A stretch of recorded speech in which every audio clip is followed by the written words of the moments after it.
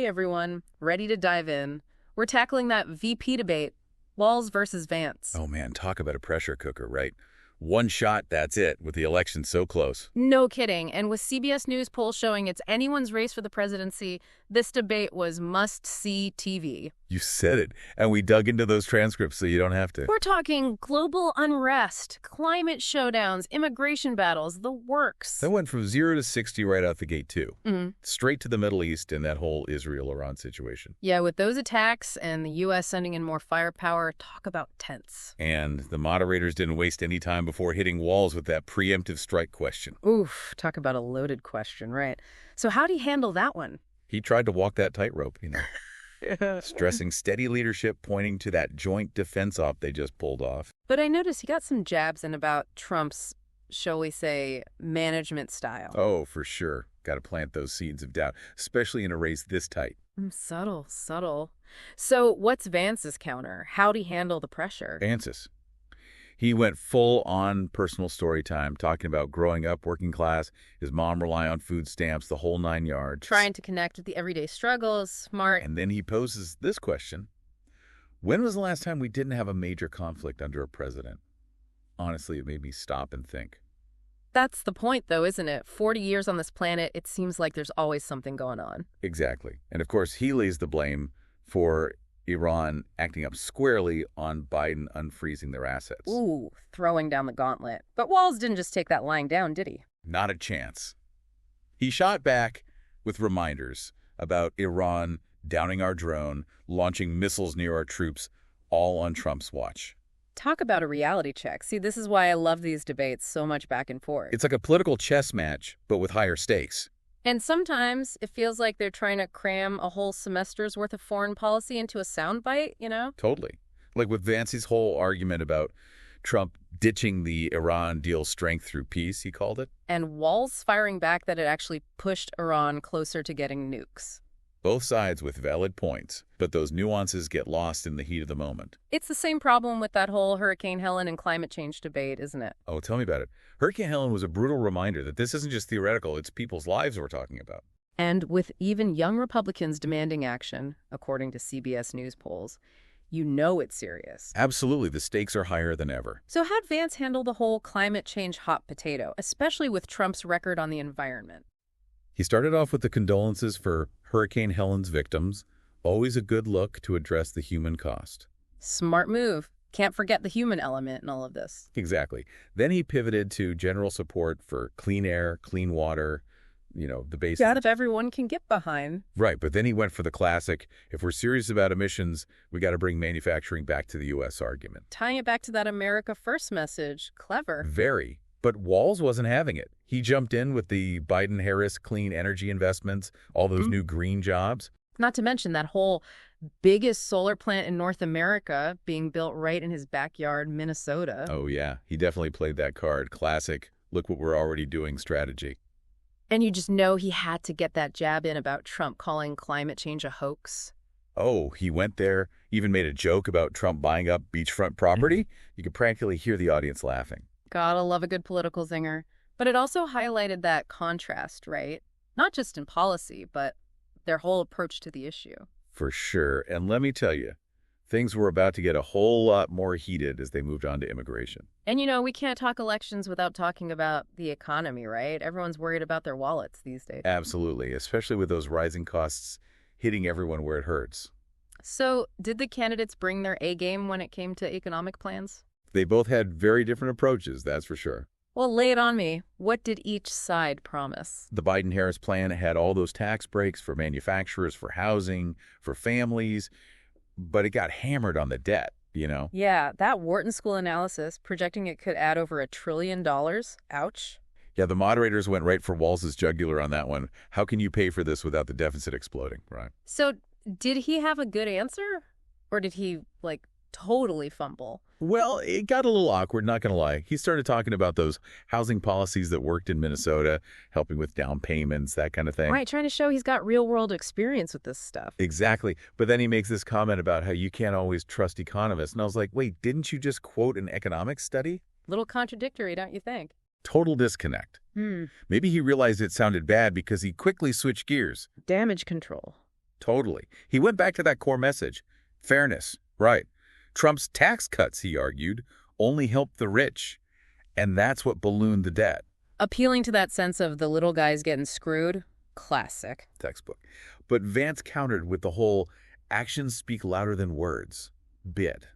Ooh, spicy. What do you mean by that? He went after Harris's track record, basically saying she's been in a position to fix these issues for years, but nothing's changed. Bringing it back to the incumbent's bold move. And then he played the Trump card literally.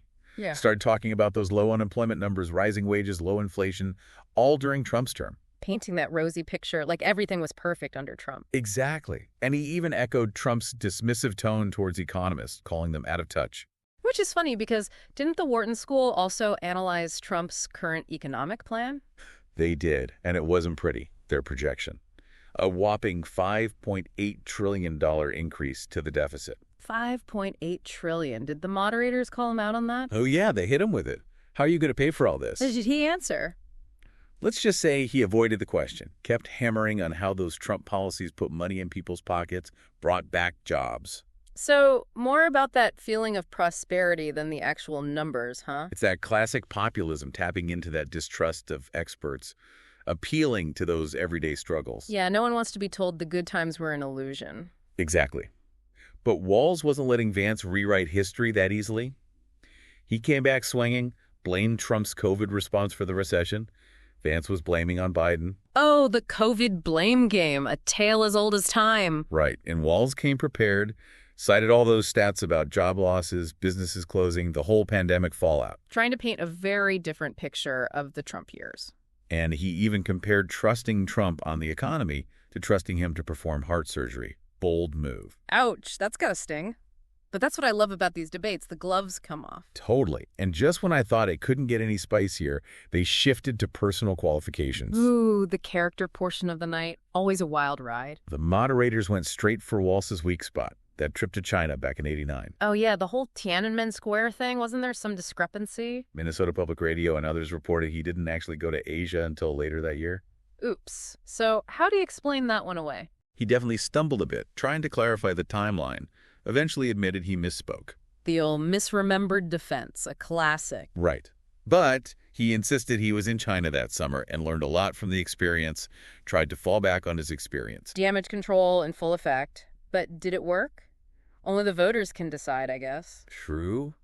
But don't think Vance got off scot-free. He had his own baggage. Oh, yeah, those skeletons in the closet were practically doing the Macarena by this point. Remember those lovely comments from 2016 calling Trump unfit and comparing him to Hitler? Yeah, those didn't age well, did they? Not at all. And the moderators made sure to remind everyone. They really went there, didn't they? Juxtaposing those past criticisms with his current support for Trump. They even brought up that Washington Post report about Vance having private doubts about Trump's economic record back in 2020. The internet never forgets, does it? Especially not in politics. Nope. They asked him point blank, if you're elected VP, how can we trust you'll give Trump honest advice, not just what he wants to hear? Talk about being put on the spot. How'd he handle that one? Strategically, let's just say that he acknowledged his past criticisms, but framed it as him being honest and evolving, The old, I've grown as a person, defense, classic. But he didn't actually apologize for his initial take on Trump, more like regret for changing his mind publicly. The non-apology apology, another classic. Did he address those leaked messages about Trump's economic policies? Oh, he did. Claimed they were taken out of context, that while things could have been done better during the first term, it was really Congress's fault for focusing on impeachment. Shifting the blame, bold strategy. And then he tried to spin Trump's tariffs as a good thing, protecting American jobs. You know the drill. Classic Vance. Spinning, deflecting. Never a dull moment with that one. And that's just the tip of the iceberg, believe me. So from the economy and those colorful past comments, you'd think things might simmer down, but no way, the debate just got more intense. Right. Like someone threw gasoline on a bonfire when they got to the social issues. Because we all know those are the ones people really feel, especially abortion in the post-Roe world. Huge. And you could feel that tension with Walz, who's made Minnesota a haven for abortion access, versus Vance, who is all for that federal ban after 15 weeks. Talk about a clash of ideologies. So how'd that play out on stage? Walz didn't hold back. He went straight for Trump's role in appointing the justices who overturned Roe. Direct shot, no surprise there. And then he brought up those stories. Women denied abortions, a 12-year-old girl forced to carry a pregnancy to term. It got really quiet in the room after that. Yeah, those are the stories that, even if you disagree with abortion, gotta make you pause, you know. What was Vance's response to that? He talked about women he knew growing up, felt pressured into abortions they didn't want, framed it as an economic issue. So trying to shift the focus, make it about supporting families, not just the procedure itself. Right, but the moderators pressed him on his past support for that federal ban. Did he still back it? The million-dollar question. He kind of dodged, said it should be up to states now, and that's when Walz brought up Amber Thurman, the woman who died trying to get an abortion because of those restrictive laws. That's the reality some women face, and he brought it right to the forefront of the debate. It definitely shifted the tone. Vance, countered by highlighting part of Minnesota's law, claimed it lets doctors refuse to save an infant that survives a late-term abortion, called it barbaric. Wow, so they went there, huh? Talk about a loaded term. Definitely meant to paint even pro-choice folks as extreme, but like you said, these issues get people fired up. And speaking of, they went straight from abortion to gun control, another one where America's divided right down the middle. With gun violence now the leading cause of death for kids, it's impossible to ignore. So how'd they handle that one? More fireworks. Vance walked a fine line, said something needs to be done, but ultimately he's against most gun control, even red flag laws. Which puts him at odds with a lot of voters, even in his own party. He focused on school security instead, even admitted, as a dad, the idea of sending his kids to a school that feels like a fortress made him uneasy. That's the thing. It's parents caught in the middle, wanting their kids safe, but also to, have a childhood. Exactly. Highlights those nuances, even within a party. So how did Walz counter? More emotional appeals. He shared his own experience, his son witnessing a shooting at 17, talked about meeting with Sandy Hook families.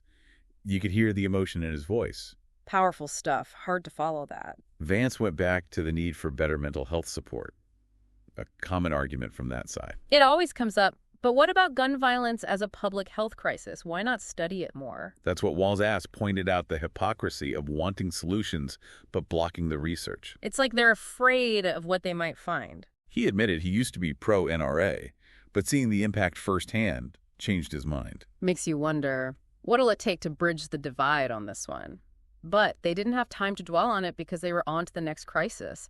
Affordable housing, it's the other elephant in the room these days, right? Absolutely. Costs skyrocketing, millions of homes short. The American dream feels out of reach for a lot of people. So what were their big ideas to fix it? Did anyone have any, actual solutions? Walz went with the Biden-Harris plan, $25,000 down payment help for first-time buyers, aiming to build 3 million new homes. Sounds good, but who's paying for it all? Right. The moderators went straight there. And Walz talked about housing being more than just a roof. It's the economy, it's society. He even highlighted programs in Minnesota, cutting red tape, incentivizing building. Trying to balance those big government plans with free market stuff, it's a tough needle to thread. For sure. And Vance, predictably, went with the actions speak louder than words angle again, said Harris has had years to fix this, but hasn't. Well, she's not president, but point taken. Right. He then pivoted to the Trump campaign's approach, incentivize private construction, cut regulations, even maybe, get this, seize federal land for development. Wait, seize federal land, like national parks and stuff? Talk about a controversial idea. Walz jumped on that immediately, worried about the environmental impact, losing those public lands. You can't make everyone happy, right? So it became this debate about government's role, regulations versus free market. And just like that, immigration got roped back in. Yeah. Vance arguing undocumented immigrants drive up housing costs.